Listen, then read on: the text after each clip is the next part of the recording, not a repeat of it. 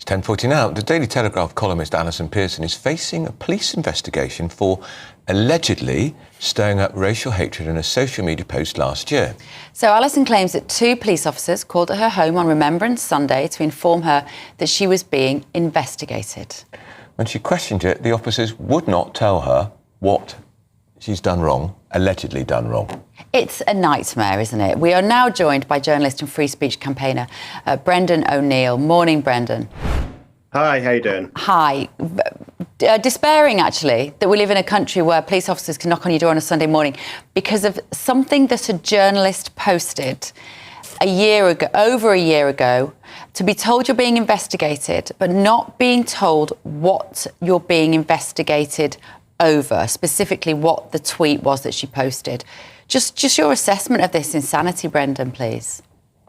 Yeah, it's despairing and it's terrifying. I would say they're getting more interested in trying to solve thought crime than the kind of crime that normal people are interested in. Burglaries, sexual assaults, muggings, people having their phones nicked. The stats are really incontrovertible. So you view this, you really feel that you are being harassed under a thought crime? Yes, I do.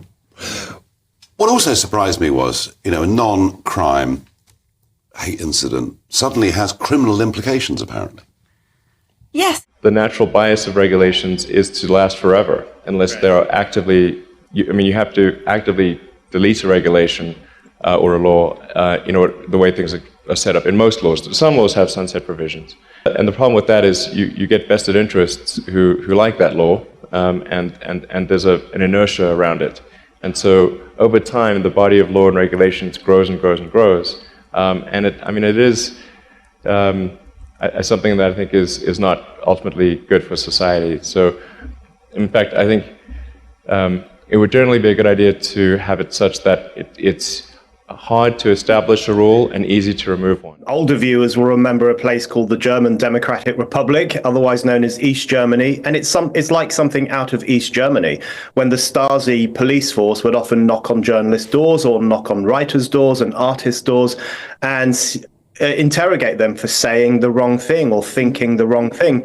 That we have police officers knocking on a journalist's door in Britain in 2024 should send a chill down the collective spine. It is horrendous. It is an abuse of power. It is an assault on freedom of speech. And it runs counter to all the principles of natural justice that Alison Pearson can be questioned like this without being told who her accuser is or what she supposedly wrote that was so offensive. What should the police have done here, Brendan? Should they be involved at all? Absolutely not. I don't think the police should be involved in anything to do with freedom of expression. We all know that whatever it was that the police are asking Alison about, whatever tweet it was, we know she didn't say anything racist. I know Alison. She's a good person. She doesn't say things like that. So this is someone who is taking offence at something that is probably inoffensive. Now look, let's have a look at the front cover of the Telegraph. Yes, so it's all the papers are focusing on Welby, but this is a huge story, ramifications for actually our lives. So Alison Pearson, friend of the channel, very fine writer, and I agree with most things that she says and her opinions. Basically, woke up Remembrance Sunday, and the police were there, and they said, "Oh, we've come here because you wrote a tweet," and then she was like, "Well, what tweet?" And they were like, "Oh no, we can't tell you."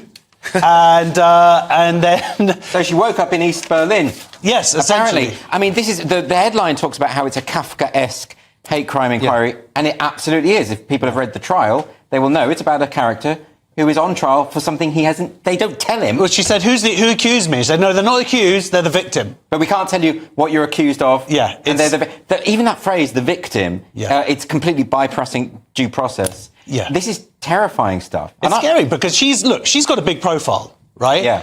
If this can happen to her, what's it like for normal people? Like, I mean, not you, but me. Well, we always thought that we might be protected to a degree, right? To a degree, and it's like when they go after people who write jokes online that cause offence. They never go for professional comedians who do the same sort of jokes, sometimes the exact same jokes. Yeah. And you feel like there's a sheen of protection. But actually, Kerry, I'm still getting away with it. You are very much getting away with it. Absolutely. But I think they've either got to stop doing this or be consistent. If you're going to go after every nasty tweet, and Owen Jones should have been arrested over and over again. Well, how about we just don't do it at all? I'll approve of it a little bit. Yeah, but that's a personal gripe. Don't you think? There's plenty to agree with me. I think Alison Pearson would gladly go to jail if Owen Jones went to jail. I think I think that would be a sacrifice that she'd be willing to be paid. These are all about the non-hate, or the non-crime hate incidents, which no one's really sure what any of that means anyway, and often it's just being gender critical, etc. Well, they've said racist in this case. Well, in this case, they're actually saying it's not a non-crime hate incident. But they're not telling her what it is. No, but what we know is it's not one of those incidents. I don't think that leaves a lot to guess about. But we're not allowed to do this. I mean, my understanding is the police cannot. I thought they had to tell you. They have to tell you, surely. But this kind of thing's happening more often. As they say, not a non-crime. I mean, the fact that we even have non-crime hate incidents is incredible to begin with. It started happening a lot in America, you know, with I think it was Title IX or something, was it? In the universities, where you could be accused of something, you didn't have any right to find out who accused you, what you're accused of, or anything. And then lots of lawsuits. Loads of lawsuits happening now, to overturn them. So what do we do about this, Josh? I mean, the thing is, no government has ever dealt with this. OK, so we've had the Conservative governments.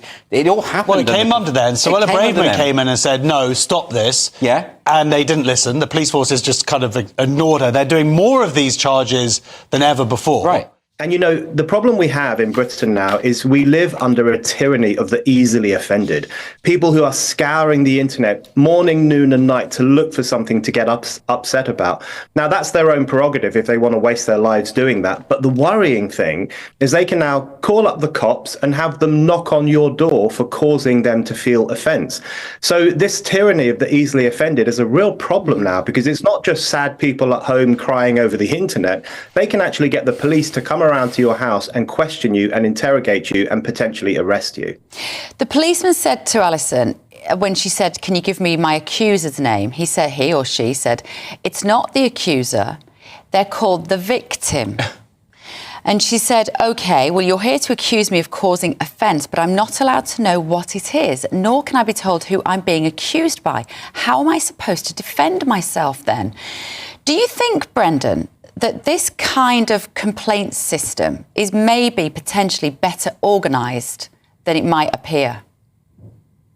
You know, I think their unwillingness or their refusal to tell Alison who the accuser is, to me, that's one of the most sinister elements of this. Because if you don't have the right to know who your accuser is, that is a Stalinist system. Yeah. That is a system of just finger pointing, where any random person can just point a finger at you, accuse you of causing them to feel offence or to feel alarmed, and then you could be interrogated by the police without ever knowing who that person was. What were they offended by? It's so, as Alison says, it's really Kafkaesque. But, you know, this system that we have in Britain of this kind of hyper-policing of speech. And let's not forget that many people are questioned by the police almost every week in this country over things that they wrote on the internet. It's become an industry in the police force. You know, they are now better known for policing the tweets than they are for policing the streets. You know, burglaries often go uninvestigated, but some off-color, un-PC joke on Twitter must be instantly investigated. So it's a real diversion of resources. And my view, you know, this idea of the non-crime hate incident, I find that chilling and terrifying, because call me old-fashioned, but if you haven't committed a crime, then you should not be having the police at your door. The police should only come around if a crime's being committed. Too often they don't come around when a crime's been committed, and they do come around when someone has just said something that someone else found offensive. That was a Conservative policy, though, non-crime hate incident, wasn't it? Wasn't that under... Why do I feel... Who pushed that through? Do we know? Well, it just seemed to evolve. But, Brendan, there's also the irony that they are turned up on her door on Remembrance Sunday when we honour the fallen, the men and women who fought to stop us being overrun by fascism from Nazi Germany. The irony that they arrested her on that day, it struck me immediately, and her too.